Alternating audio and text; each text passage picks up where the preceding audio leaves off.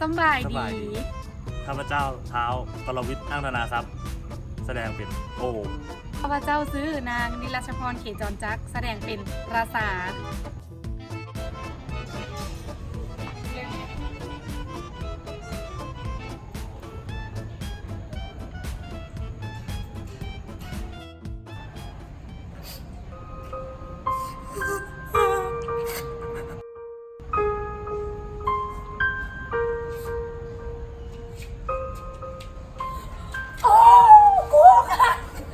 โมหักกูครับ4 ปีที่กูคบกับเขามา มันไม่มีความหมายสำหรับกูเลย กูเห็นบ่ได้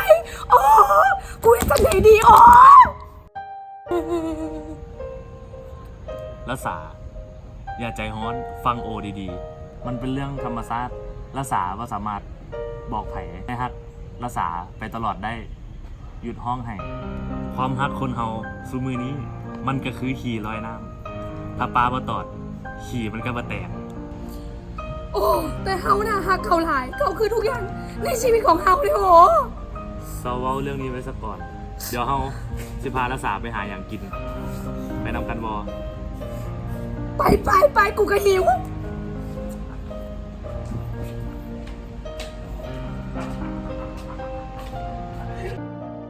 1 hour later. แป้งนัวบ่ใส่แป้งนัวดิ รัษาเราสิกินอย่างสั่งเลยไม่อั้นโอเลี่ยงเอง โอเค แล้วโอสิกินยังเขาสิได้สร้างพร้อมกัน โอเอาก๋วยเตี๋ยวเส้นเล็กเนื้อน้ำตก ทำน้อยมาเอาบินเร็ว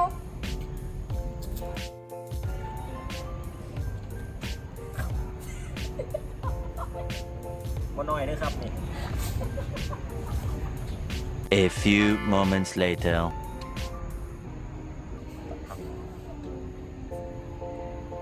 ได้แล้ว ขอบเจอหลายๆเด้อหามน้อย มาหน่อยเด้อ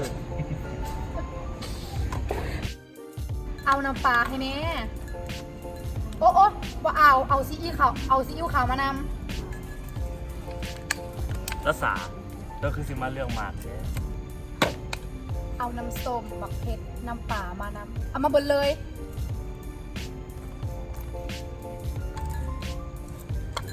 เอาหมักเผ็ดมาดูมันหวานโคตร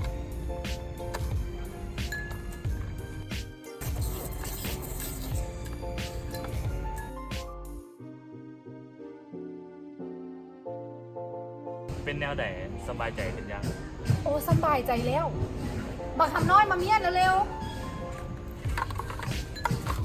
มาหน่อยเด้อน้ำน่ะ ๆป้าเฮาไปตลาดสบายใจขึ้นหลายแล้ว ป้าเขา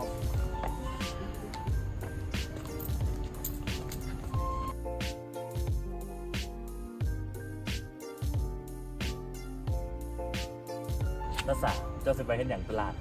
ไปซื้อผักกาดมาแกงใส่เคียด อุ้ยว่าเป็นไตขีเดียดแกงเคียดใส่ประกาศ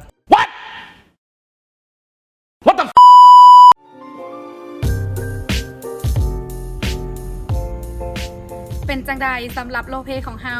โอ ราษา โอ ราษา โอ ราษาพวกเฮา2 คนขอกล่าวคำว่า ขอบใจโชคดี เด้อ มึงทำมันนี้ได้ ไม่รู้ว่า มึงทำมาแล้วว่าขอบ